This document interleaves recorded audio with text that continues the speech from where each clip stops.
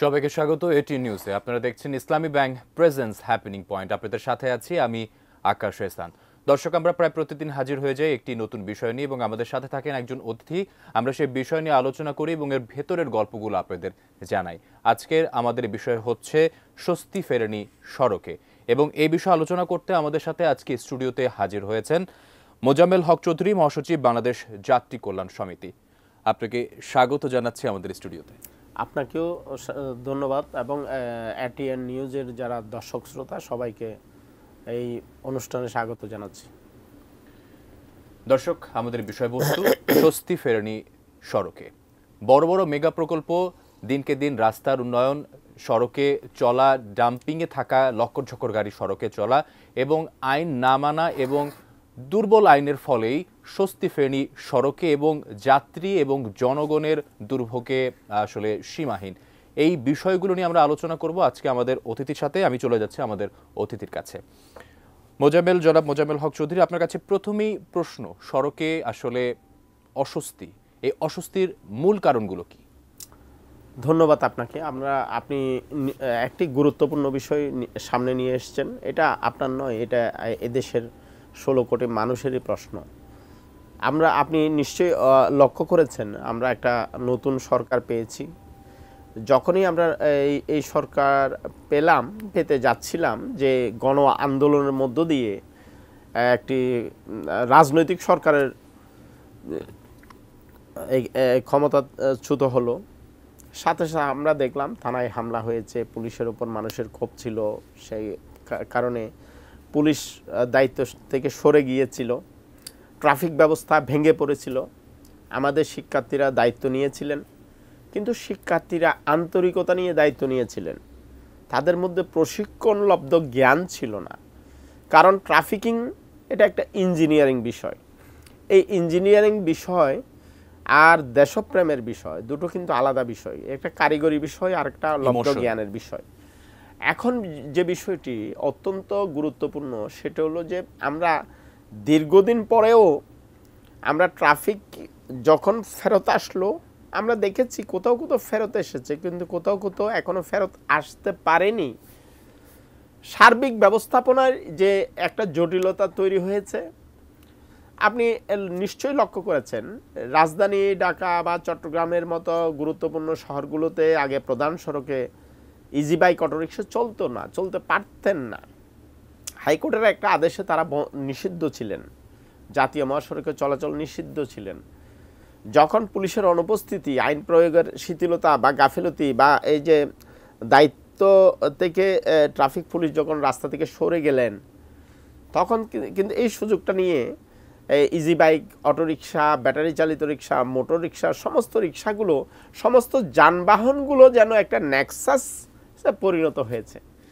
এই যে পরিণত হওয়ার মধ্য দিয়ে একদিকে আমরা সহজে এই নগরীতে ব্যবহারযোগ্য কোনো গণপরিবহন না থাকবার কারণে, মানসম্মত কোনো গণপরিবহন না থাকবার কারণে, যখন ওই মোটর রিক্সাটি আমাদের সামনে চলে আসে, তখন আমরা এটাকে ব্যবহার করার জন্য লুফে নিচ্ছি। কিন্তু আমরা একজন সচেতন নাগরিক হিসেবে মনে করি না এই যানবাহনে, এই পথে আমার চলা উচিত না। শুনেন, এখন ব্যাপারটা হলো যে আমরা দেশকে, অনেকে বলছি আমরা দেশকে নতুনভাবে স্বাধীন করেছি। যদি নতুনভাবে দেশকে স্বাধীন আমরা করে থাকি সত্যিকার অর্থে, এখানে প্রতিটি নাগরিকেরই দায়িত্ব আছে বলে আমি মনে করি। কারণ এই দেশটা আমার, এই দেশে আমাদেরকে থাকতে হবে। যারা আমাদেরকে শাসনের নামে শোষণ করছিলেন তারা কিন্তু পালিয়ে গেছেন, আপনারা দেখতে পাচ্ছেন, তারা কিন্তু পালিয়ে গেছেন। এই বিষয়টি আমি একটু যুক্ত করতে চাই, এই যে দেশটাতে আমাদেরকে থাকতে হবে, আমাদেরকে প্রত্যেকটা বিষয়ের দায়িত্ব কিন্তু আমাদেরকেই নিতে হবে, এবং এখানে আমাদের সচেতনতার কোনো বিকল্প নেই এবং আমাকে দায়িত্বশীল হওয়ার কোনো বিকল্প নেই। অবশ্যই দেশপ্রেমের সাথে সাথে আমাদের দায়িত্বশীল হতে হবে। আপনি বলছিলেন আসলে বিগত সরকার পালিয়ে গেছে, আসলে তারা নানা মেগা প্রকল্প হাতে নিয়েছিল সড়কের উন্নয়নের জন্য বা স্বস্তির জন্য। আসলে আমরা তারপরও সেই কাঙ্ক্ষিত স্বস্তি পাইনি এবং ভোগান্তি বলা যায় বেড়েছেই। আপনি আসলে কি মনে করেন, বড় বড় মেগা প্রকল্প গ্রহণ করাই কি আসলে সড়কের স্বস্তি ফিরিয়ে আনবে, নাকি অন্য কোনো গুরুত্বপূর্ণ পদক্ষেপ নিতে হবে? আচ্ছা, আমি আপনাকে এখানে একটা কথা বলি। আমাদের এখানে কৌশলগত পরিবহন পরিকল্পনা করা হয়েছিল সেই বিএনপি সরকারের সময়ে। এই কৌশলগত পরিবহন পরিকল্পনাটা শুরু করা হয় সর্বপ্রথম, এটা 2009 সালের দিকে। আমরা যদি দেখি কৌশলগত পরিবহন পরিকল্পনায় কি ছিল, আওয়ামী লীগ গত 16 বছরে কি করেছে। কৌশলগত পরিবহন পরিকল্পনায় বলা হয়েছিল এই নগরীর প্রায় 35% মানুষ পায়ে হেঁটে তারা 1.5 কিলোমিটার থেকে 2 কিলোমিটার পথ পর্যন্ত চলাচল করে। এখন এই 1.5 কিলোমিটার থেকে 2 কিলোমিটার পথ চলাচলের জন্য উন্মুক্ত করতে আমার কি লাগে? আমার একটা প্রশস্ত ফুটপাত লাগে।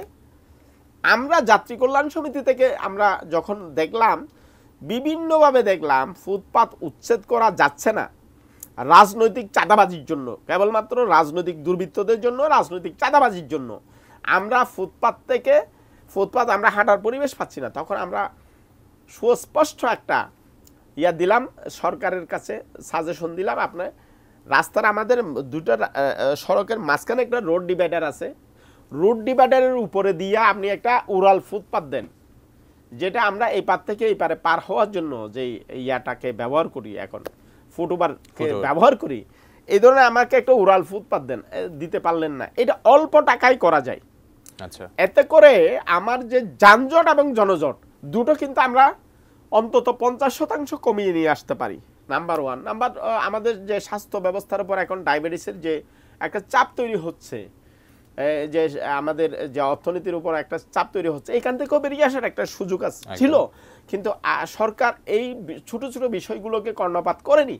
সরকার বড় বড় মেগা প্রকল্প নিয়েছে, যেমনটি আমি যদি দেখি মেট্রো রেল, একটি মেট্রো রেল দেওয়ার পরে দেখা গেল এখানে যানজট আমাদের প্রায় 20% পর্যন্ত যানজট কমে আনতে সক্ষম হয়েছে। কিন্তু এই যে মেট্রো রেলটা আপনি 2 বছরের প্রকল্প, আপনি এটা 11 বছর 12 বছর পর্যন্ত এটা টেনে নেওয়া হয়েছে। মানুষের যে ভয়ঙ্কর হয়েছে, এই যে দুর্ভোগ হয়েছে, অনেকে অর্থনৈতিকভাবে ব্যবসায়িকভাবে ক্ষতিগ্রস্ত হয়েছে, আশেপাশে যারা ছিলেন পরিবেশগত ক্ষতি হয়েছে। যদি এটা এমন করা হতো, আপনি একটা প্রকল্প করছেন এবং এটা আমাকে দেখতে হবে, সেই কারণেই কেবলমাত্র উপর দিয়ে নিয়ে যাওয়া হয়েছে। যদি এই প্রকল্পটা আন্ডারগ্রাউন্ডে যেত, আমার ক্যালকাটা শহরের মতো, দিল্লি শহরের মতো, বোম্বে শহরের মতো, এই যে পাকিস্তানের মতো, এই নেপালের মতো যদি আমার আন্ডারগ্রাউন্ডে যেত, তাহলে কিন্তু আমার খরচ অনেকাংশে কমে আসতো এবং আমার এই যে প্রতিবেশগত যে ধরনের ক্ষয়ক্ষতি আমরা করেছি, এখান থেকে আমরা বেরিয়ে আসতে পারতাম। নাম্বার 1। নাম্বার 2, আপনি এই যে এখন এই কাজটি করার ফলে আপনি যেটি করলেন, আপনি আমার সড়কের সক্ষমতাটা একেবারে অপমৃত্যু ঘটালেন, যেটা আমি উপরে এখন চাইলে আর কোনো প্রকল্প নিতে পারবেন না। সুতরাং এই জায়গাগুলোতে আমাদের ক্ষতি হয়েছে এবং আমাদের সড়কের সার্বিক পরিবেশ নষ্ট হয়েছে, সড়ককে সম্প্রসারণের সুযোগটা সীমিত হয়েছে। ফলে আমরা মেগা প্রকল্পে মেগা খরচ করেছি। আমরা বারবার প্রশ্ন করেছি, আমার মেট্রো কেন আমার এশিয়া মহাদেশের চেয়ে বেশি খরচে নির্মাণ হচ্ছে? এই বিষয়টা আপনার সাথে আবারও কথা বলবো বিরতির পর। আমরা উত্তর পাইনি। অথচ অল্প টাকা খরচে বিআরটি করা যেত, যেটা এসটিপিতে ছিল। বাস র্যাপিড ট্রানজিটের মধ্য দিয়ে একটি বিদ্যমান সড়কের মধ্যে আলাদা একটা করিডোর বাসের জন্য ননস্টপ। এই বিষয় নিয়ে আরো কথা বলবো বিরতির পর। আমরা ফিরে আসছি আপনার কাছে। করা হয়নি। দর্শক, ইসলামী ব্যাংক প্রেজেন্ট হ্যাপেনিং পয়েন্ট দেখছিলেন। আমরা নিচে একটি ছোট্ট বিরতি, ফিরছি একটু পর, সাথেই থাকুন।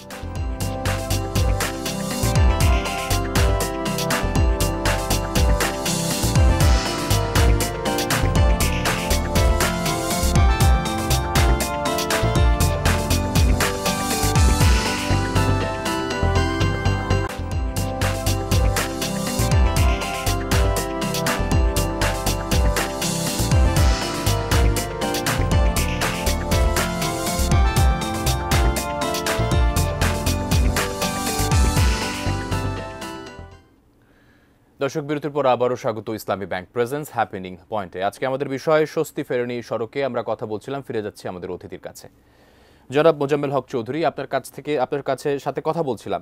আমি আরেকটি বিষয় আপনার কাছ থেকে জানতে চাচ্ছি। এই মুহূর্তে আসলে জ্বালানি তেলের দাম কমেছে, সড়কে চাঁদাবাজি কমেছে, আমরা দেখতে পাচ্ছি আসলে চাঁদাবাজরা পালিয়ে গেছে, কিন্তু এই কাঙ্ক্ষিত সুফল জনগণ আসলে কবে পাবে বা পাচ্ছে কিনা, কি মনে করছে? দেখুন, জনতার গণ আন্দোলনে যখন আমরা দেখলাম আমাদের পুলিশ সদস্যরা যখন দায়িত্ব থেকে উড্র হলেন, অনেকে চলে গেলেন, পুলিশেরা যখন আত্মগোপনে চলে গেলেন, ঠিক তখন একই সাথে পরিবহন চাঁদাবাজরাও কিন্তু পালিয়েছিলেন। আমরা দেখতে পাচ্ছি অনেকগুলো জায়গাতে এখনো পর্যন্ত চাঁদাবাজি নেই, এবং কোথাও কোথাও চাঁদাবাজি হচ্ছে, কিন্তু তা আগের তুলনায় অনেক কম। যেমন ঢাকা থেকে যদি আমি টেকনাফের একটা বাস, যেখানে আগে 2200 টাকা চাঁদা ছিল, এখন 800 টাকায় নেমে এসেছে। যেমন এই যে রাজধানীতে যে বাসগুলো চলে, যে বাসগুলোতে 1200 টাকা পর্যন্ত ওয়েবিলের নামে চাঁদা নিত, এখন এটা 800 টাকা 700 টাকায় চলে এসছে। অর্থাৎ চাঁদাবাজি এবং চাঁদার অঙ্কটা অনেকাংশে কমে এসছে। অনেকগুলো সড়ক মহাসড়কে যেগুলো অবৈধভাবে টোল আদায় হতো, ছাত্র জনতা ইতিমধ্যে প্রায় শতাধিক এরকম সেতু এবং সড়কের টোল উঠিয়ে নিয়েছে। এই যে বিশাল একটা অগ্রগতি, অন্যদিকে জ্বালানি তেলের মূল্য কমলো, সড়কে কোথাও কোথাও স্বস্তি ফেরত আসলো। সব মিলিয়ে এই যে অর্জন, এই অর্জনটা যেন আমরা কৃষকের ঘরে পৌঁছাচ্ছে না, সাধারণ ছাত্র জনতার ঘরে পৌঁছাচ্ছে না। আমাদের প্রায় সহস্রাধিক প্রাণ জড়েছে। আমাদের এখনো পর্যন্ত প্রায় 4000-এর বেশি শিক্ষার্থী অন্ধ হয়ে গেছে, 20,000-এর বেশি শিক্ষার্থী অঙ্গহানি হয়েছে, প্রায় 2 লাখের বেশি মানুষ আহত হয়েছে। এই যে এত বড় একটি ত্যাগের মধ্য দিয়ে আমরা যে স্বাধীনতা পেয়েছি, যে বাংলাদেশটা পেয়েছি, যে লক্ষ্যে জনগণ এই কাজটি করেছে, এই ত্যাগটি করেছে, তার সুফল কিন্তু পৌঁছাচ্ছে না।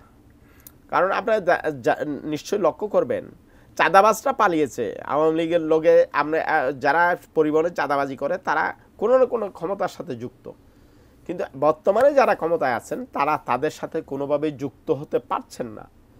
কিন্তু কামিং সরকারের সাথে তারা লিয়াজু করার চেষ্টা করছেন।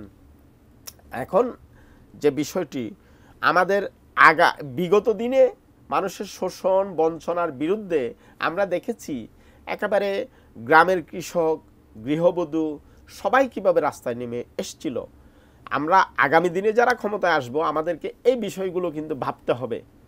আমরা এক স্বৈরাচারের পতনের পরে অন্য স্বৈরাচার আবার কেউ তৈরি হচ্ছে কিনা, এটাও পাহারাদারি করা দেশের জনগণের দায়িত্ব।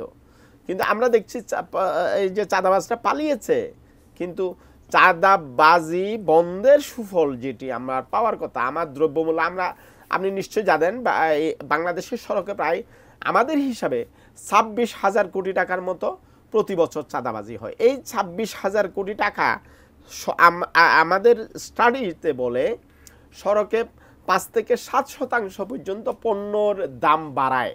অর্থাৎ আমাদের যে মূল্যস্ফীতি যদি 12% বলি, তার মধ্যে অর্ধেক মূল্যস্ফীতি কেবলমাত্র সড়কে চাঁদাবাজি এবং পুলিশের চাঁদাবাজির কারণে হয়ে থাকে।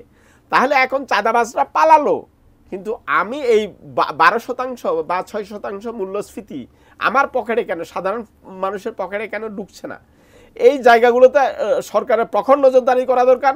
এবং এই মধ্যস্বত্বভোগী কারা, এবং কারা আবার নব্য চাঁদাবাজ তৈরি হচ্ছে, কারা নতুন সিন্ডিকেট তৈরি করছে, এই বিষয়গুলো কিন্তু আমাদের গোয়েন্দা সংস্থা আছে, আমাদের সেনাবাহিনী আছে, আমাদের পুলিশ বাহিনী আছে, আমাদের সরকারের বিভিন্ন এজেন্সিগুলো আছে। তাদেরকে প্রখর নজরদারি করা দরকার এবং তাদের বিরুদ্ধে দৃশ্যমান ব্যবস্থা নেওয়া দরকার। এখনো পর্যন্ত সিন্ডিকেট ভেঙেছে, কিন্তু সিন্ডিকেটকারী কারা ছিল তার মুখোশ কিন্তু বিগত সরকার 1 মাস দায়িত্ব পালনের পরে আমরা 10 জন চাঁদাবাজকে আমরা ধরতে পারি নাই, দৃশ্যমান কাউকে সামনে আনতে পারি নাই। কি কারণে? আমাদের দ্রব্যমূল্য সিন্ডিকেট কারা তৈরি করেছিল, আন্তর্জাতিক মাফিয়া কারা ছিল, এই বিষয়গুলো কিন্তু এখনো পর্যন্ত আমরা সামনে আনতে পারি নাই। আমরা অতীতে অনেকগুলো নাটক দেখতাম, একজনকে ধরার পরে তার সামনে কিছু টাকা এনে হাজির করা হতো, তার কাছ থেকে চাঁদার টাকা পাওয়া গেছে এরকমভাবে হাজির করা হতো। তার কাছ থেকে অবৈধ এই যে জঙ্গি কিছু ইসলামিক বই পাওয়া গেলে তারে জঙ্গি বলে হাজির করা হতো। কিন্তু আমরা এখন এটা চাই না। জনাব মোজাম্মেল হক চৌধুরী, আমরা অনেক বিষয় আপনার কাছ থেকে জেনেছি।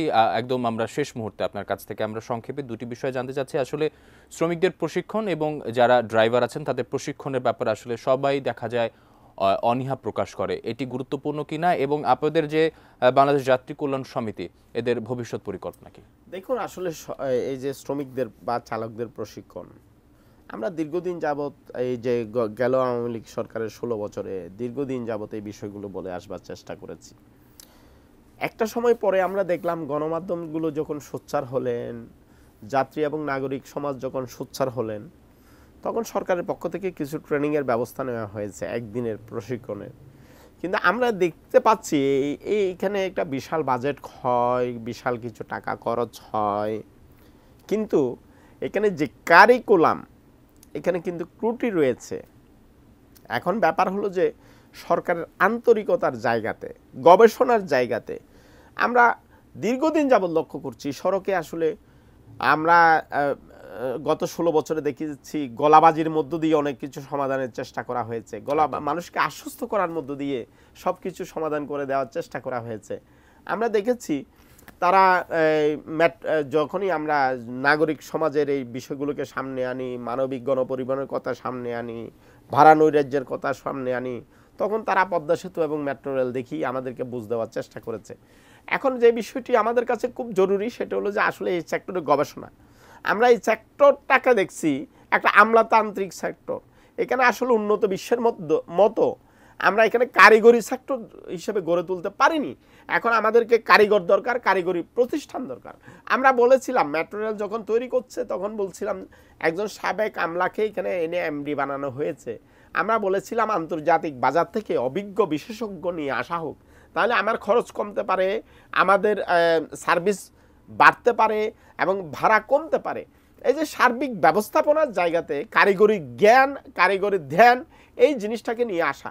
আপনি এখন দেখুন ট্রাফিক ব্যবস্থা আমরা যাদেরকে দিয়ে নিয়ন্ত্রণ করছি মূলত তারা কি প্রশিক্ষণপ্রাপ্ত? আমরা এই যে ট্রাফিক পুলিশের সদস্যদেরকে ট্রেনিং এর জন্য ট্রাফিক ট্রেনিং একাডেমি গড়ে তোলার জন্য জনাব মোজাম্মেল হক চৌধুরী, আপনার সাথে আসলে আরো কথা বলবো আমরা অন্য আরেকদিন। খুব গুরুত্বপূর্ণ কিছু তথ্য জানতে পারলাম।